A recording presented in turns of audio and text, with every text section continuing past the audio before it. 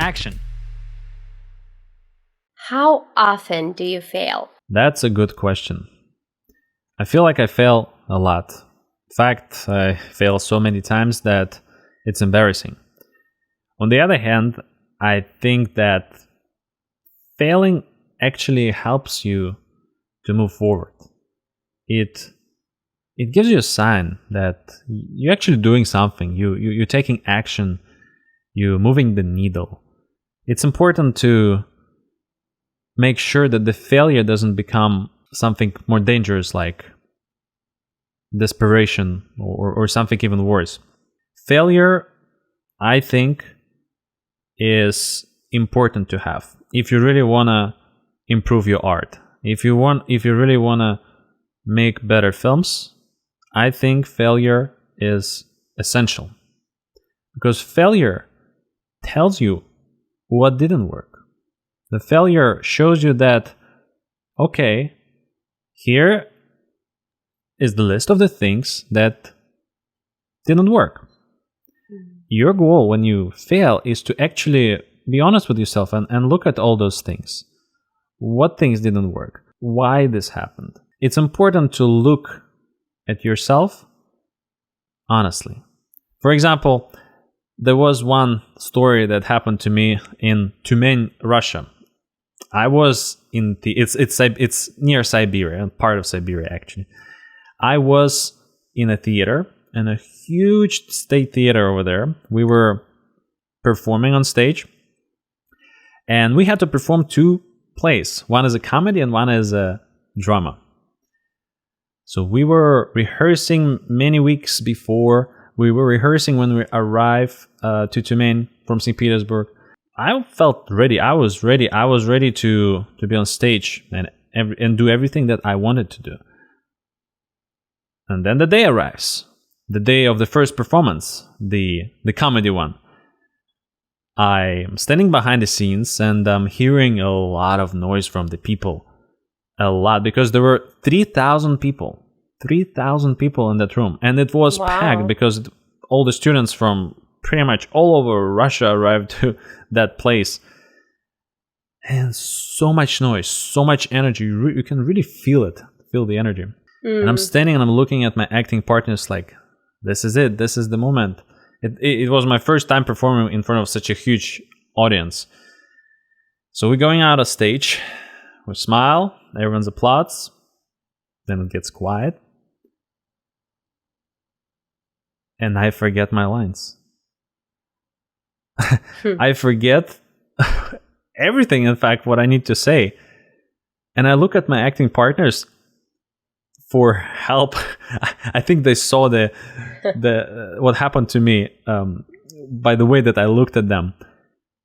And I have to do something because everyone's watching. And it's not just students, by the way. There is also a bunch of industry professionals, kind of like America Got Talent, sitting at the front line, which makes it even worse. So what I do next, I decide that, I need to do something, so I start to improvise. And in the most horrible way. It's not even funny to myself. I just trying to say something. And I do it for like 5 minutes. Oh, no. Yeah. I do it for 5 minutes, for 10 minutes. And then I hear someone from the audience says, it's not funny. And that phrase just kills me. It's like a dagger in my heart. I just didn't know what to do anymore. It was so bad. So the embarrassment finishes, and then I go behind the scenes, and I'm just hiding from everyone. I'm hiding from every single soul. I don't want to see anyone. It felt so embarrassing. Like I wanted to just dig myself under the ground. I wanted to escape and never come back. And then I went out, and I was hiding in the city from people until eventually it comes to a point where I need to talk to someone. And so the most important thing that I need to perform a second time the next day. The drama performance in the same theater in front of exactly the same people. Oh, wow. The same audience. It was intense. So I pull myself up and what happened to me? What went wrong? Well, first of all, the huge stage, a lot of people and everything, and it must affect me first. And then second, I felt when I analyzed myself that I didn't prepare well enough. I could have done more. And so for the next performance, for the drama, I was rehearsing all day and all night. I was practicing the lines. I was practicing pronunciation. I was practicing speaking loud, because it was theater. They were teaching us how to speak loud there as well for like 2 weeks prior to that. I was practicing and I was determined to make this performance work. So the next day comes. I'm in this theater again. The same vibe. Tons of people. Tons of pressure. Now even more pressure after the failure from the day before that. I come to a stage. Again, silence. Everyone gets quiet. And I start speaking. And everyone's kind of enjoys it. They follow what I'm saying. They have some vocal reaction. And then after 10 minutes of the performing, I feel more comfortable. I feel energized. I feel fueled by the audience, because I feel like when you do theater, the audience is an important part for the actor, because it really can help you or it can kill you. Almost literally. Yeah, of course. And then at some point someone says, "This is good." And that phrase, again, random phrase from the audience, really restored my soul that was just killed with a dagger previously. And at that moment, I realized that, well, you can fail the day before and then you can regain your power back and be on the front seat again. So I think this is a very extreme failure, by the way, because, fear of public speaking is, I think, number one, or at least it was, in the world. It's like almost like fear of... it's a real thing. Yeah. So that fear was really... I still remember it well. But it taught me a lesson that you shouldn't give up when you failed. You should... you can panic. It's okay. You can panic for a little bit. But then you need to pull yourself together and focus, okay, what went wrong? How I can make it better? What should I improve? And that will help you. I can guarantee you. All right, Rumena. What about you? Did you have failures? How many? Yes, I mean, of course, I've had a lot of failures. And I've actually had a very similar experience to your experience as a child. I took piano lessons for 6 years, and we used to have end of the year type of concerts where every kid would perform a composition on the piano in front of a whole theater filled with parents and other guests and teachers and parents of other kids. So I was preparing for so long. I was practicing, and I looked so pretty. My mom always dressed me up, in a little dress, like a little pianist, and I was practicing so much. And then the concert came, and I went in front of this huge grand piano, sat down, and I started playing, but I was so nervous, and it was going well. I was playing the composition, and sort of in the midway somewhere, I just froze. And the same happened to me. I literally could not think of one note that's coming up next. It was as if I touched a piano for the first time in my life. And I feel like this is even scarier in a way, because you're alone. It's like a monodrama, You're completely alone over there, and there's just complete silence in the room, and I'm sitting there at the piano, and I have no idea what to do.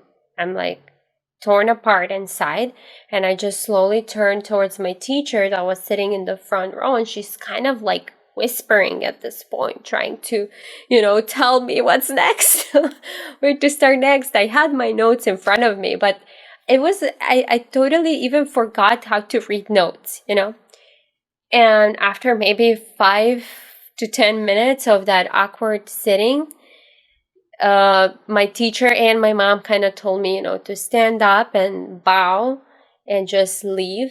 And that walk back to the chair was so devastating because I had to hold my head up, bow also, and sit back down, and then listen to the rest of the concert and listen to all these other kids that did amazing, that performed with such passion. I mean, not just they performed the compositions correctly, but they were so comfortable there on that chair. And of course, when I went home, I cried like hell.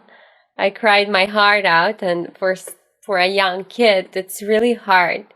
So that's a very similar failure that I've had to yours, but a more recent one was a couple of years ago, actually, when I was hired to direct a short film, and I agreed to it. And there were just so many opinions, you get like, it's hard to, this is the thing, it's not always easy to have full control as a director, because there's always going to be other people on the team, like the writers, like the producers, executive producers, and they all want a whole different thing. And it's times it feels like, this felt like we were all thinking a completely different movie, because I didn't listen to my own instinct and didn't go back to the things I really truly want to do and enjoy, like to my own taste. Oh my God. In my opinion, it turned so horrible, so below my standards, so below anything I want to do.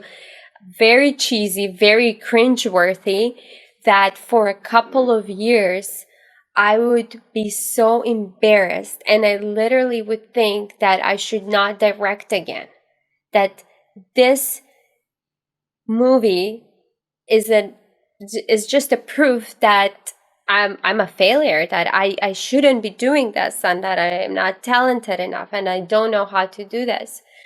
And since then, I've grown so much, and I've learned to accept that failure.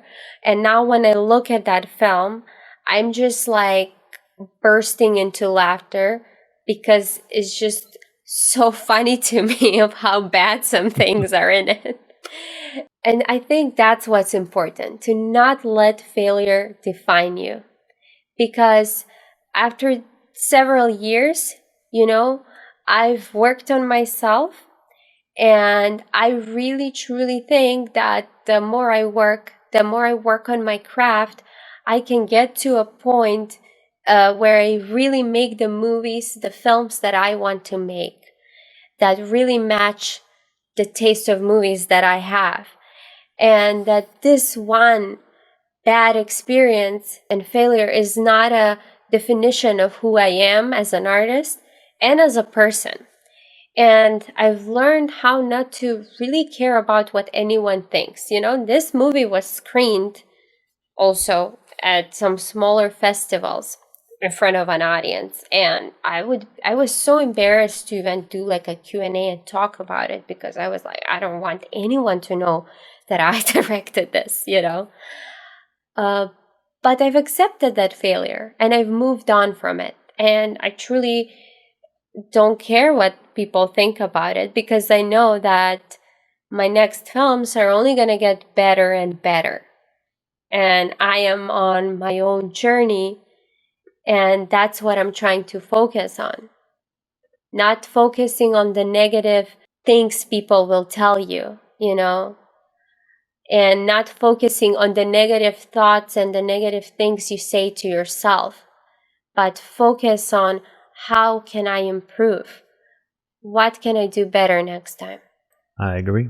That's important. And I think I think the most important part when you fail is to learn how to deal with it. And in this case, I can't emphasize highly enough the importance of giving yourself a break. You failed, it's okay. You can take a day, you can take 2, you can take a week, you can take even a year if it's depending on the size of your failure. But the moment that you get yourself up, that's the moment when you're back in the game. And the tools how to deal with failure, for me, meditation, long walks, exercise, but in other words, different types of meditation. Because, for example, workout and running can really put you in the state where you don't think about anything. You just focus on one manual task. Like they teach you in the meditation, focus on your breathing. The same, focus on putting your left foot and your right foot and so on. It's important to learn those tools and practice them. I mean, we live in California, everyone knows about meditation. And some of people know the power of it, but not everyone does. Not everyone does because not everyone practices. Meditation is not a magical pill that helps you, like you do it once and you're healed. Meditation is like brushing your teeth. You have to do it every day, and it will keep your mind well. And one of my favorite type of meditation is indeed focusing on the breathing. It doesn't have to be very long. Yeah, it doesn't have to be very long. You can just do it right now, right here on this podcast with us. So basically what you need to do, just sit and take full inhale 3 times and then full exhale 3 times, one after another.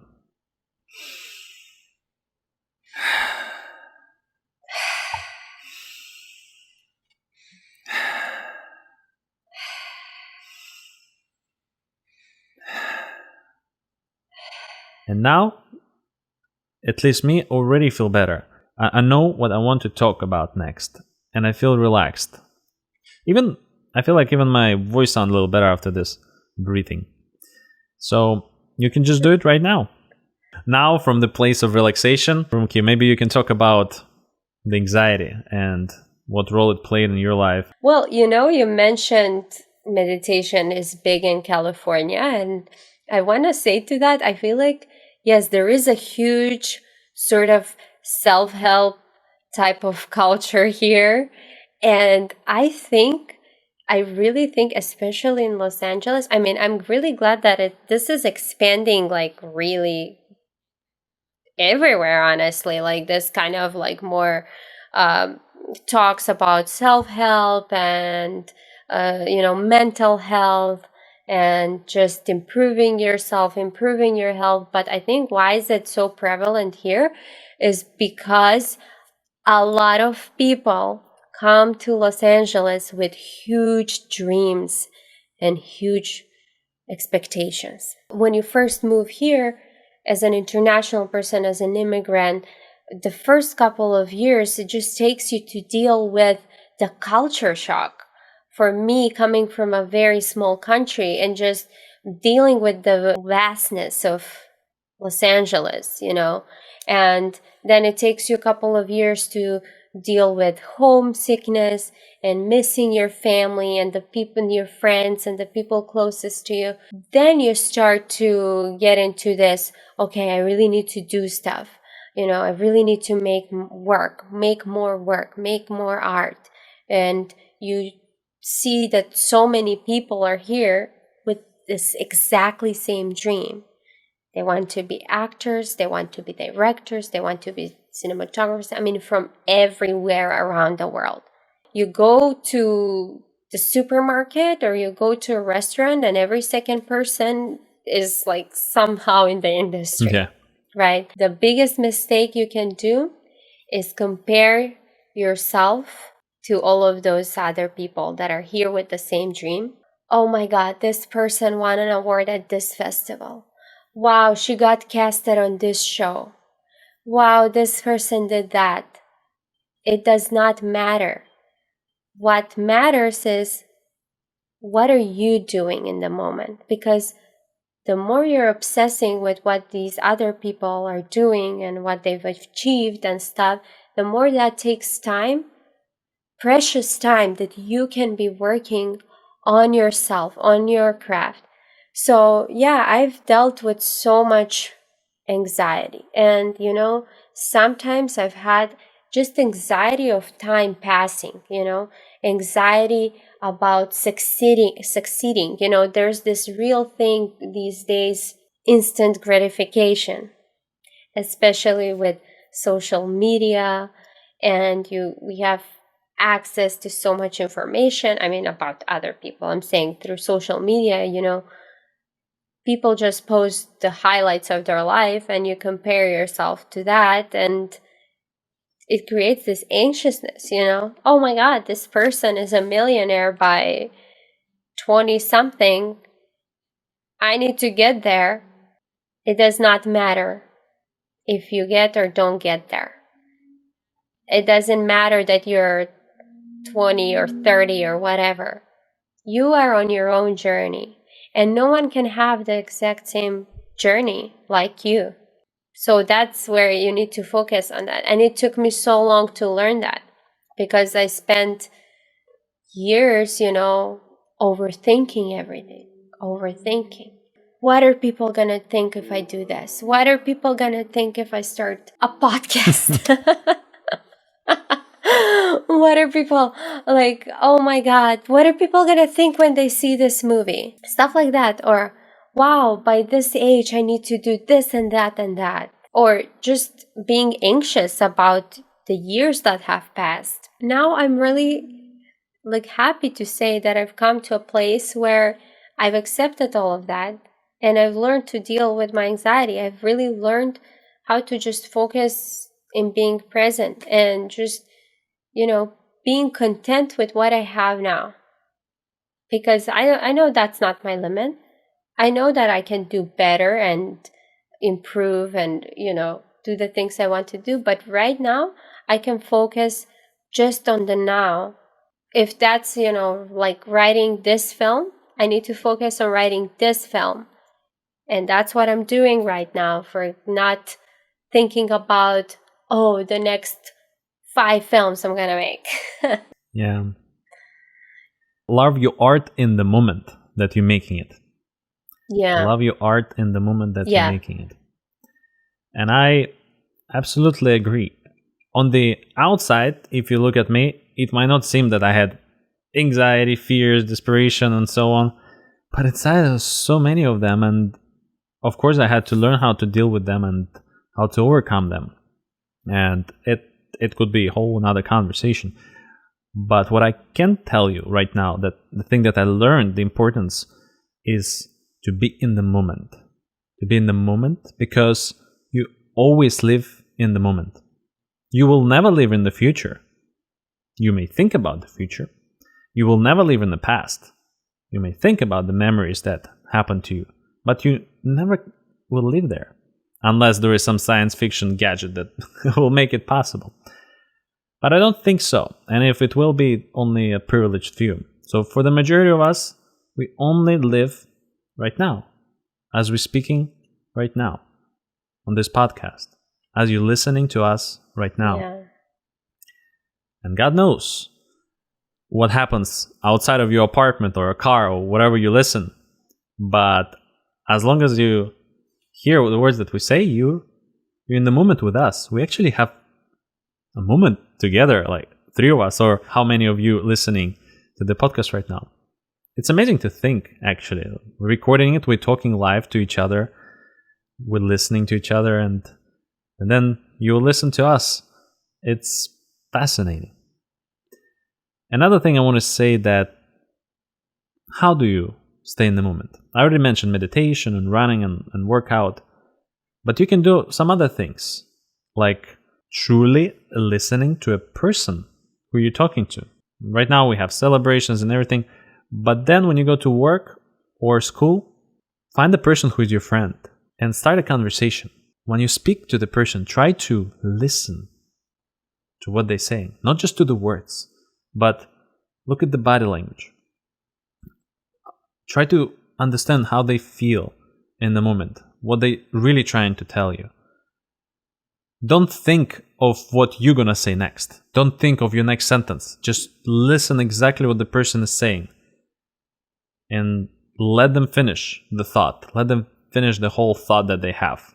Even if they need to take some short pauses. Just listen. And then when you listen, you will see the person. You will see the actual person. You're not just going to see the words that people saying. You're going to feel the person. You're going to see the person. So it's a very important exercise to practice that you can do it with anyone, with any human being. So do it. Go talk to someone right now. Mm-hmm. Especially this, I think that's very important for actors.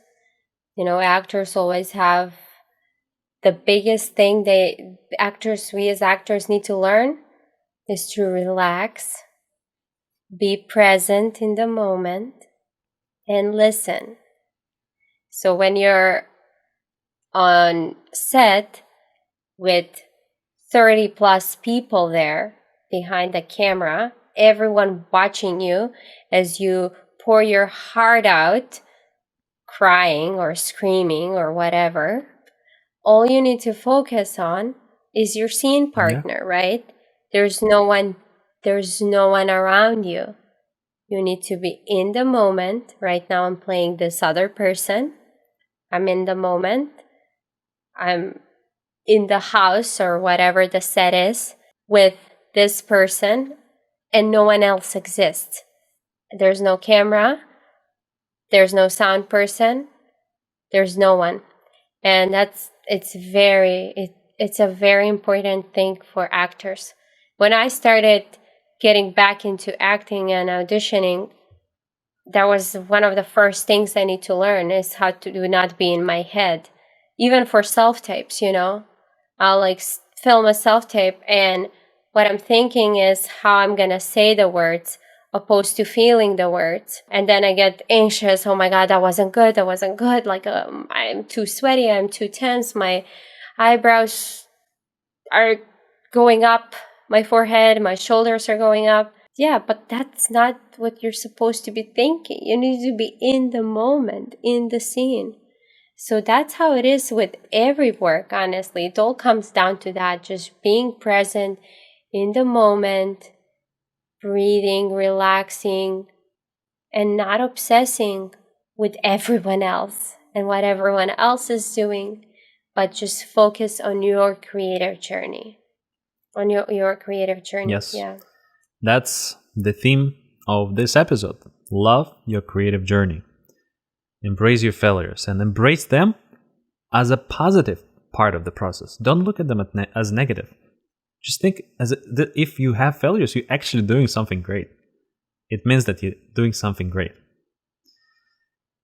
And now we come to our new part of the show, which we end each episode, the obsession of the week. So Rumki, what is your obsession of the week? My obsession of the week, because I mentioned already something about acting and actors, my obsession of the week is the book The Intent to Live by Larry Moss.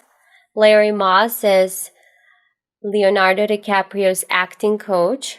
He's very famous around LA. It's really hard to get into his class because you have to be more of a seasoned actor and audition. It's actually a process, but you can always read his book, which is wonderful, and you can learn so much from it. And the reason why I love it is because I really feel like I'm in his class, you know, and he references so many plays, so many theater plays. And as you know, I love theater, and I'm always jogging down some plays that I haven't read, and I can't wait to read them. But I'm learning so much, and I highly recommend it to anyone who's, first of all, an actor, but even for directors, because I think that every director needs to also learn about acting or take an acting class. It's so important because once you know how it feels to be in the shoes of an actor, you will become a better director, and you will be able to communicate better with your actors. Yes, so I highly recommend that book. I totally agree. In fact, I recommend acting classes to everyone. It will teach you how to focus on the person in front of you, on your scene partner. Well, my obsession of the week is not as poetic like yours. My obsession of the week is the inversion gravity boots. Let me explain. That's gravity inversion boots basically put you upside down. So you put it on your legs, then you hang yourself on the pull-up bar, preferably outside, the one that is sturdy. And then you just hang upside down. And I think this is the best exercise to look at the world from a different point of view. Like Batman. Like Batman, yeah. I feel like it may become... Yeah, I think it will become the practice for everyday use. I will be hanging like a bat. I am vengeance.